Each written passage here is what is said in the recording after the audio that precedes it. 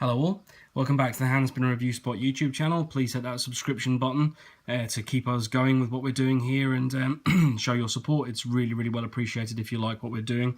And today we're going to look at a really quite curious spinner, one that's been sent in for review and one which, I don't know guys, let's talk about it. This is the T2 spinner. It's from SpinToy.co and as you can see, there's a 10% discount code there if you want to use it, SpinToy friends. But maybe watch the review before you go there.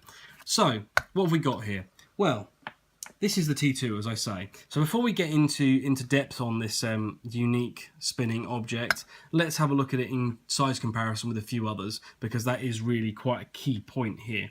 So, there it is next to what is already a fairly long spinner in the modern market, the Compass from Zero Feud, and here it is next to one of the very longest spinners in the current market, the Mark II version of the original rotor blade. So right away you can see that this thing is a bit of a beast. We'll pull those out of the way and put it next to a few others that aren't just serving to show how large it is. There it is next to a Turnian, next to a Loophole from Premium Spinners. We'll put it next to a Tri-Stubby. I mean, really, the point's made, isn't it? It's huge. It's absolutely huge. So let's talk about it, because this is actually intended to be quite a unique piece of work, and I admire the fact that they've tried to make something unique. And so let's look at it. This is aluminium, or aluminum if you're in America. It's got this kind of green. I'm not entirely sure how this is done. It's probably some sort of dyed anodization. This green finish on here and then black on the button and back piece. As you can see, this is very unusual in profile, and it's designed to be used in a few different ways. So let's bring in the card. First of all, it's designed to be used so you hold it with two fingers and spin it with your third finger, your two fingers and your thumb I should say, and spin it with your third finger. It works, sort of. Obviously then your fingers sit within this aperture here and they don't get hit by the body most of the time.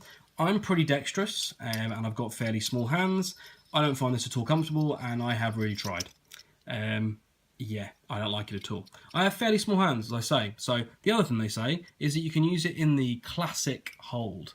Well, if you've got anything but the hands of a Yeti, I think you're going to struggle with that. If I try and pinch it at the very back edges, I end up fouling against no, it doesn't work. It's dreadful. And before we get on to the last way in which they suggest you use it, let's quickly have a look at the design a bit further, but also at the bearing. And sorry if I'm jumping around a bit, but this is a quirky spinner and a relatively tricky review, and we'll get to my overall thoughts on it in general. As you can see, it has a threaded screw with a hex bolt at the top of it to hold in the button, and then a nut at the base. You can do it with your hand if you just press down on the top there and then unscrew from the bottom. You can lift this whole piece off, and then inside there you have a full ceramic 608 bearing. It's interesting, it's a mixed ceramic bearing. You've got silicon nitride balls and zirconium oxide racers and a cage.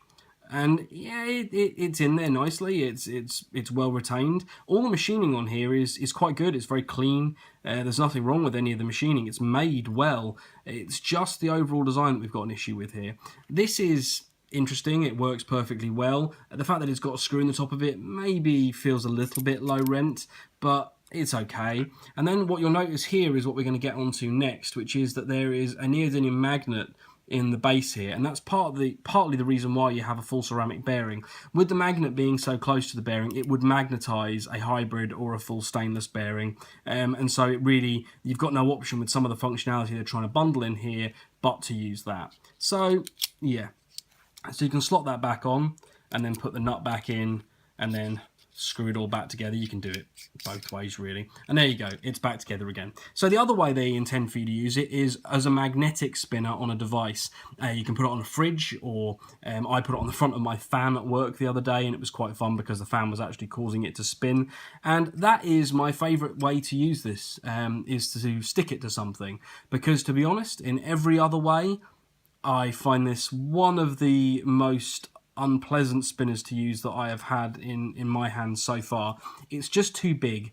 If it was smaller, I think there'd be an argument for this actually being quite a nice and interesting design. But there is one reason why it's so big, and that's because they're suggesting this grip here, and you need to have enough space for these lobes to rotate around your fingertips. And so it's got to be that size if that's what they want from the design. I would do away with that because, I mean, the 3-finger grip, maybe it works for some people. I don't know. Maybe some people love it. I really can't get on with it. And like I say, I'm fairly dexterous, and I just think it's very, very hard to generate any power, a satisfying spin. It's just not nice. So overall, in terms of the fact that we think it's nicely machined and it's nicely made, but the concept just doesn't seem to work for the classic hold, all the 3-finger grip, certainly for me. Let's talk about the magnetic feature. Well, like I say, I quite enjoy that. It's quite fun. But there is one really significant downside to it, which is that if this was a silent spinner, or at least a very quiet spinner that I could put on the fridge or whatever and just walk by and give it a flick and it was fun, that would be one thing. But the fact that this has to run a full ceramic bearing, which will always be noisier than its hybrid or full stainless counterparts, means that this just makes an irritating noise wherever you put it. Some people might like that, but for me, I just find it annoying. And certainly, if I stick this on the fridge and start knocking it as I walk past, my wife is going to be much less than impressed to constantly hear the noise that this thing makes. And so, for domestic harmony's sake, and also for my own sake, because I don't particularly like that sound either, it's not great. It also comes with this magnetic piece here, which sticks onto the bottom. It's actually quite fun just to spin that, to be absolutely honest, if you were going to get one of these. I guess you can sandwich that behind things, which is quite good. I could see that holding it onto various thin pieces of material, whatever they are. The magnet is quite strong. That might be useful in certain situations if you've not got a truly magnetic surface. I can't think of what other reason you would have for having that, but it does seem to. It's nice. It's a nice little throw in. Yeah, this is not an easy one for me. I don't like the T2 at all. I would never use it. I certainly can't recommend it. And I always feel a bit bad for that because I always want to see the positives in what a company do. And I do feel like some actual care and consideration has gone into this piece. I just think fundamentally the design itself, while it's attempted to do something different, and that in itself is admirable, I just don't think it works, to be absolutely honest. So yeah, that's the T2. A disappointing piece. Like I say, I can't recommend it. Some people might like it if you have gargantuan hands or you just want something a bit different. But overall, though I do have, very gratefully to the company, a discount code here, I'm afraid I cannot advise that you go and use that. So there you go, guys. That's the T2. Yeah. Just yeah. Catch you in the next video. Bye-bye.